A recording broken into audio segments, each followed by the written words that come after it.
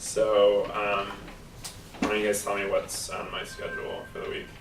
Absolutely. So on Monday, you will be attending a hearing on the domestic violence case of Ray Rice vis-a-vis the NFL. Yeah. Roger Goodell will be the key witness for this hearing. Yeah. The background for this incident is Ray Rice video emerged of him dragging his wife out of the elevator unconscious. Yeah, so this is the question I have on this thing is like, do you think he saw that he's seen the video? So Goodell's saying he didn't see the video, which is why the suspension was so bad. This whole thing's kind of outrageous to me, and it just, I don't know. Do you think he saw the video, the commissioner? He says he didn't see the it, later right? released video of Rice actually in the elevator, Right. I think that he did see it. You think he saw it? Yeah. So do you think he's just like lying? Yeah, there have been reports by ESPN and other sources that what Rice said at his first hearing is consistent with what actually happened during the second video. Yeah. So Rice was telling the truth about it. Right.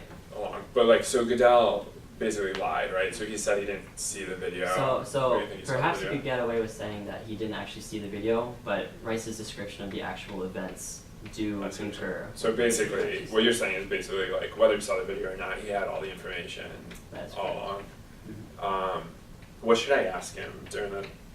So the question you said is why did it take the second video? So I guess two questions. So you said the question I should ask him is why did it take the second video to suspend him? Mm-hmm. Do you know what else? Do you have a sense of like what he'll say? What his answer would be?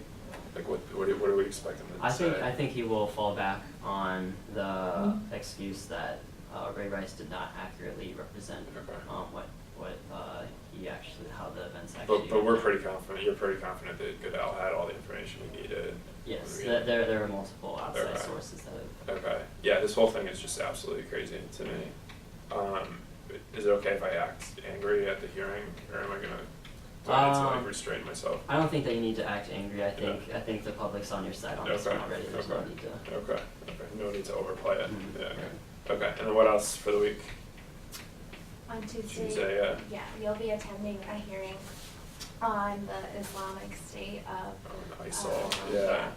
So basically, on August 26th, you released a press release saying that you wanted President Obama to outline a plan that would put the American people's interests and national security on the forefront of this issue. Right. So this is the thing that people keep asking me about is like, I think people are afraid that, so you wrote in your memo, I think there's a lot of people from the US and from like Western countries going to fight for ISIL, right? Yes. And then are they coming back? Do we know if they're coming back? Yes. So the chief witness is actually the FBI director, James, and he's actually said that if these Americans, which are about a dozen or so American people fighting in Syria and Iraq, if they choose to come back with an American passport that is valid, we cannot deny them re-entry into the country. So like, what do you think about it? Like, that seems like a terrible idea. Right, it seems like a terrible idea, and what I advise you to ask is asking the FBI director what is he going to do to track these people if they decide to re-enter to come back to the US. Do you think, should I introduce a bill or something, or should I make a proposal that we change the law to stop them from coming back, or is that too aggressive, you think? I think that might be too aggressive, considering that your main preoccupations are on stopping the violence in Syria and Iraq. Yeah, okay. So, but maybe we should look into it and see, that might be a good idea. Yeah, it would be a good idea because you're also, you've also told your constituents that the president has to take more aggressive action. Yeah, everybody's afraid. Like Yes. I keep talking like I was home last weekend, everybody was just afraid that these people are gonna come back and start blowing up malls and things like that. There's international concern that these citizens will return hardened from the battlefronts in Syria. Okay. And then more extremist ideas. Okay, so that's the ISIL thing with Comey, and then Wednesday is Ferguson. Yes. Yeah. On Wednesday, you're hearing on crime situation in Ferguson, Missouri, in which massive protest is still continuing. Yeah. Regarding death of Michael Brown, 18 years old, unarmed. Yeah. What do you so it seems like there's sort of two sides to this. There's the protesters on the one side and then the police on the other side. do you think I should pick a side in it? I recommend you to take citizen side in which you have been expressed a lot of civil liberties, civil rights. Civil rights, yeah.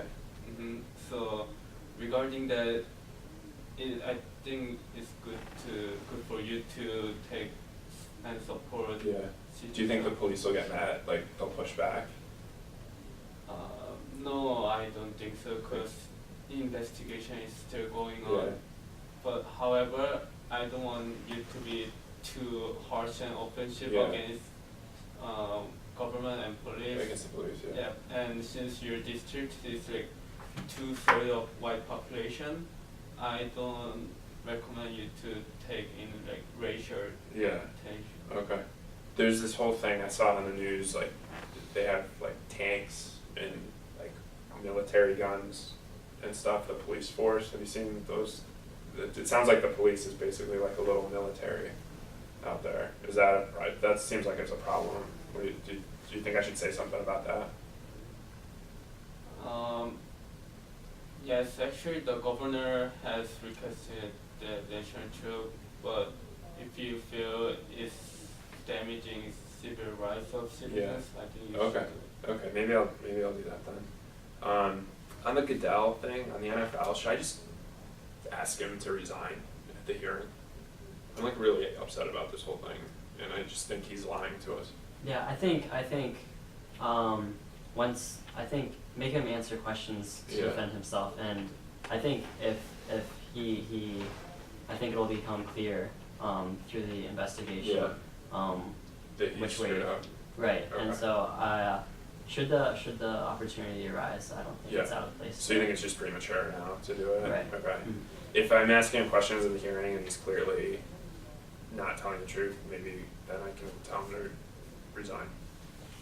If I really want to do it. Yeah, Okay. yeah. I would. Do you I think would, it's I, like would, a I, would, fall? I would. I would be measured in the way that Okay. you present it. Alright, well you'll be with It's me, already so fixed. if I Okay. want to do that, I'll just ask you about it and then maybe we can do that. And then what else is going on? I have 2 other hearings? Yes, on Thursday you have a Yeah. hearing on a proposed amendment that's put forth by Democrat Senator Tom Udall. Yeah. And the amendment is trying to overturn the 2010 Supreme Court decision, Yeah. Citizens United, which granted corporations the ability Yeah. to spend money on Yeah. advocacy. So elections. people I talk to about this, I'm in a tricky spot here because like most of the public really hates all this money in politics and they think that there's way too much money in politics. But I know that I oppose this constitutional amendment. So do you have advice for me on how I can kind of explain my position to people? Like what do I say to somebody who comes to me and is like, well, there's way too much money in politics, what are you doing supporting that? Right, I would explain that these corporations do employ a large percentage of the American public, and Yeah. therefore they're comprised of Americans who have a voice. Yeah. And because they're made up of Americans, they should be granted the same freedom of Yeah. speech as everyone else. That's a good point. Do we think that, like, the corporations, do you think they, when they speak, they reflect the views of their workers usually, or? I think it honestly depends on Yeah. the corporation. It varies from time to time. Yeah. Some do, some don't. Yeah. However, we have to realistically look that these corporations are also large donors to your party. Yeah. Something to Yeah, consider. that's a tough issue.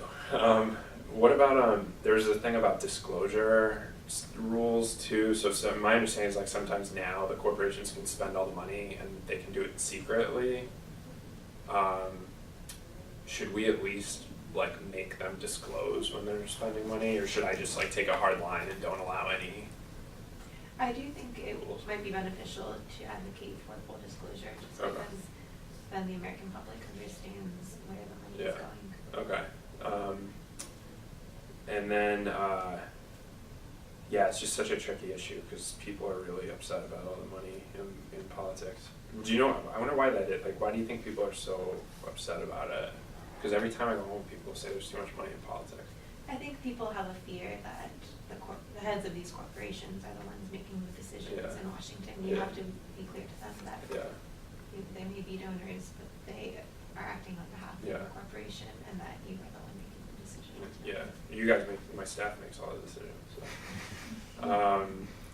And then, one more hearing, Friday, budget Yes. hearing? Yes, Okay. and this is Yeah. for fiscal year 2016. Okay, okay. Which is re-election year for you. Okay, so this is important for me not to yes. screw this one up then, okay.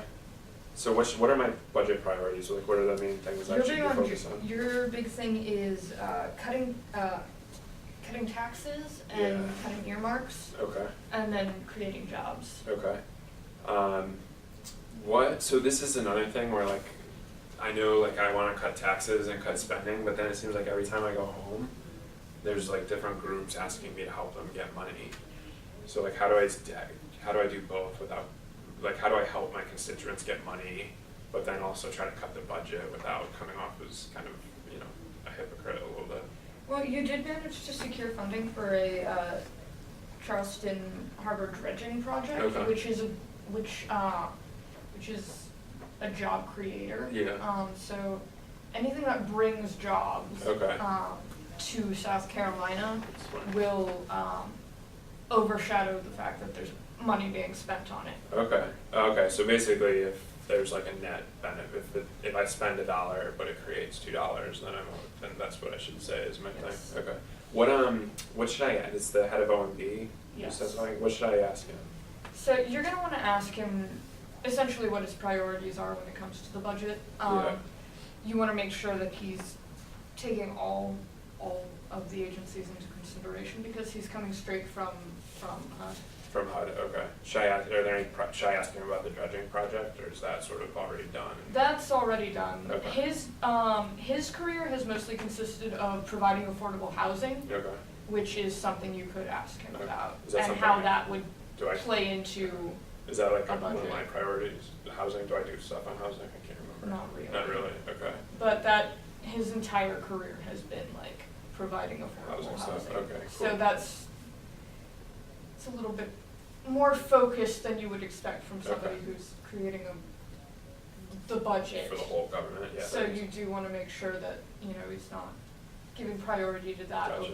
over more pressing Okay. issues. One last question on the ISIL thing, you're doing ISIL, right? So there's this big debate now about, I'm worried I'm gonna get asked, there's this debate about whether the president needs to get authorization from Congress to launch strikes in Syria, or if he can just do it on his own. And I'm afraid a reporter's gonna ask me what my position is. Do you have any advice on how I should answer that?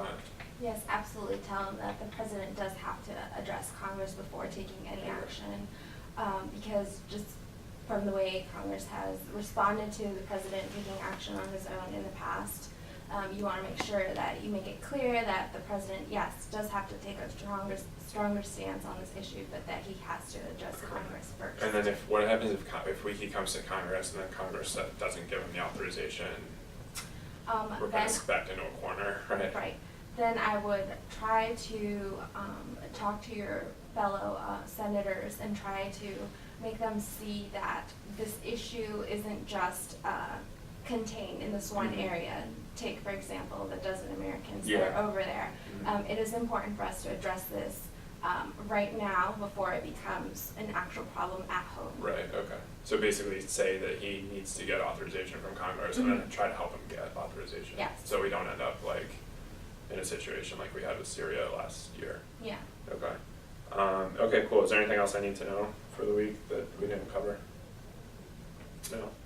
No? Okay, cool. Thanks, guys. Right.